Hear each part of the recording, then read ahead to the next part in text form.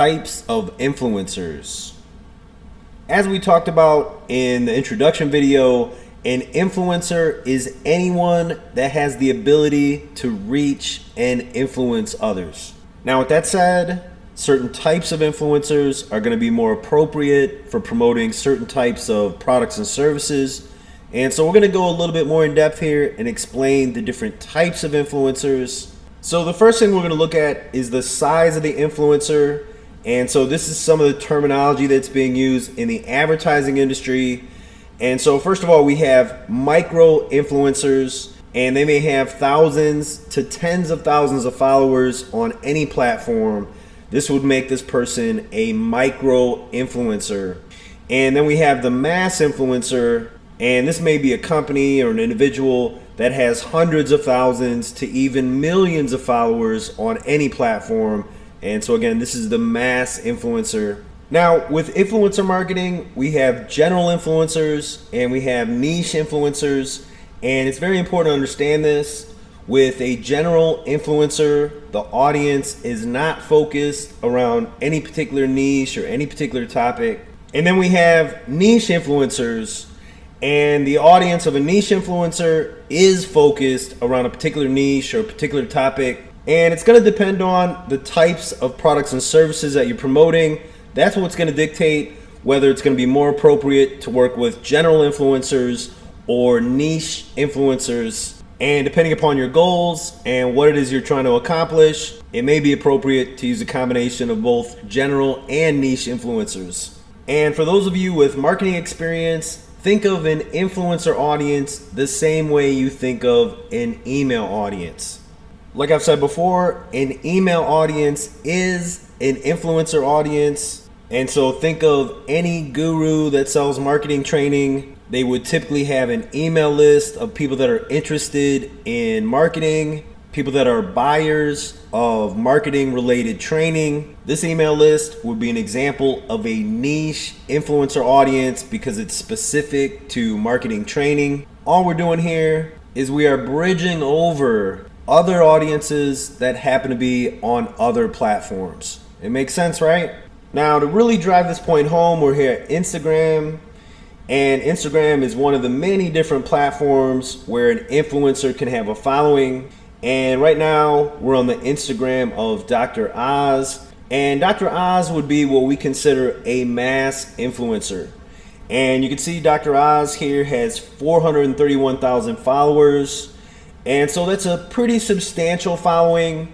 Now, the fact that pretty much anyone could be following Dr. Oz, that means that it's a general audience, a very broad audience. And so we would consider Dr. Oz a general influencer. And if Dr. Oz was accepting payment for advertising or willing to do joint ventures, Dr. Oz as a general influencer could be appropriate for some type of branding campaign. And so if we were a major company like Disney or Ford, we might use a general influencer like Dr. Oz to get more exposure for our brand. Dr. Oz could also work with general interest products and services. And so if we have something that's health and beauty related, something that's financial related, something that's related to dating and relationships. In other words, if we have products and services where pretty much anyone could be a prospect, then it may be appropriate to work with general influencers like Dr. Oz. However, he's a pretty savvy guy, and if Dr. Oz is accepting payment for advertising, then it's pretty much guaranteed it's going to be extremely expensive because of his brand recognition and the overall influence that he has with people in the marketplace. And so I'm only using Dr. Oz as an example of a general mass influencer. And again, looking at his following, 431,000 followers. You could think of this as almost 500,000 people on a general interest email list. Makes sense, right?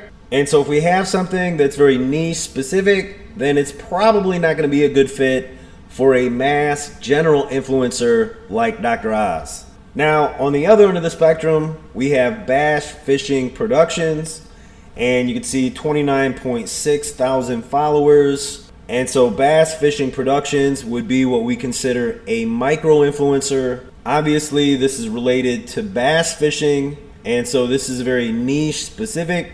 And so if you're selling something that's related to bass fishing, maybe it's some kind of bait, some new bass fishing rod and reel. If you have anything that's related to bass fishing, then Bass Fishing Productions may be the type of niche influencer that you'd be looking for. Now, the other thing I want you to notice is underneath the number of followers, it says DM for advertising with a link. And so most of these influencers are looking for ways to monetize. They want people like you and me to pay for advertising.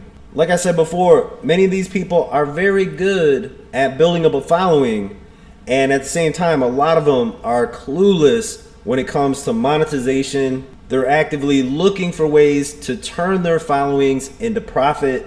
And so there are so many of these people out there that are hoping that people like you and me are going to contact them about advertising. A high percentage of these people are open to joint venture possibilities because, again, these people want to profit. They want to make money from their following. And so they're happy to hear from people like you and me. And so Bass Fishing Productions, again, this is a micro niche influencer, almost 30,000 followers, very similar to an email list. It's just on a different platform. And there are countless influencers like this spread across many different platforms for just about every category and every topic that you can imagine. So this should give you a better understanding of the different types of influencers. Again, size-wise, we have micro influencers, and then we have mass influencers, and then we have general influencers, which are more general audience type influencers. And then of course we have our niche influencers, which are more niche specific. And like I said, the types of offers that we're promoting are going to dictate the types of influencers that we want to work with. We're going to dig more into that in some upcoming videos, give more specific examples, case studies.